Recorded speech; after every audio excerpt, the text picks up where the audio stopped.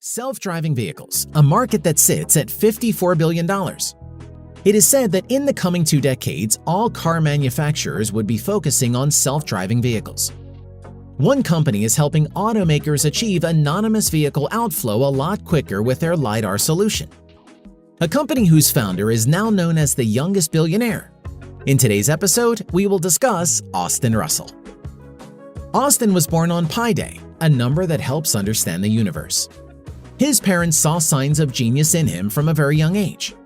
They were amazed when 2-year-old child started uttering elements of the periodic table. One day, Austin requested his parents for a cell phone, but for one reason or the other, they did not want to buy one for him, possibly because Austin was still in his single digits.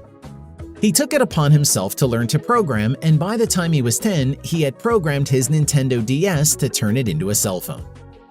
Hitting 13, his curiosity for computers helped him build supercomputers, hardware, and something that could potentially change the automotive industry: a laser. This was all done in a lab that he had built himself in his parents' garage. Even though his parents knew his capability, they still wanted him to complete his studies. Keeping up with schoolwork, Austin managed to file his first patent at 13 for an underground water recycling system for gardening. Young Austin was obsessed with learning independently. He did not need a university or a college to learn concepts. In his high school days, he researched on self-driving cars. His area of interest was one company in particular, Velodyne. After watching a DARPA Grand Challenge where a driverless car completed a lap, Russell knew Velodyne was onto something. Velodyne at the time were leaders in the autonomous industry. Their invention of a 3D lidar was a revolution. A lidar is a method for determining ranges by targeting an object with a laser and measuring the time for the reflected light to return to the receiver. They are used to create a 3D map of an environment in real time, so that it could enable self-driving cars to identify and navigate around obstacles. This invention had a huge impact on Russell.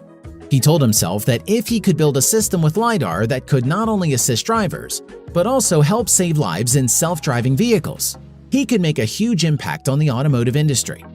So at 14, he went on a mission to find a cheaper solution that could be used by automakers. By the time he was 17, he had already developed his first version of lidar sensor. By now, he was also admitted to Stanford University. But because he was passionate about lasers, he couldn't continue his studies and had to drop out in his first year. His parents were skeptical of his decision, but knowing he already had a lab and a $100,000 Teal Fellowship, they were willing to support their child.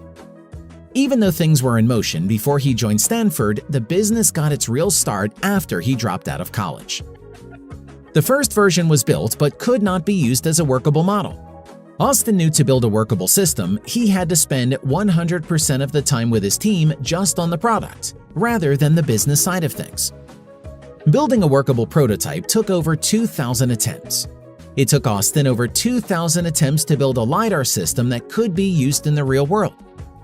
When asked why his lidar system was different from mounting cameras and radars on cars, he said, "In general, there are 2 different types of systems. If you want a car that works great as an assisted driving system, that requires constant human input and maybe follows a couple lanes on a road, you don't need lidar at all for that. You can do something very well with just cameras and radar. But the challenge comes down to solving that last 1% of all these different edge cases," referring to incidents when an animal jumps in front of the car.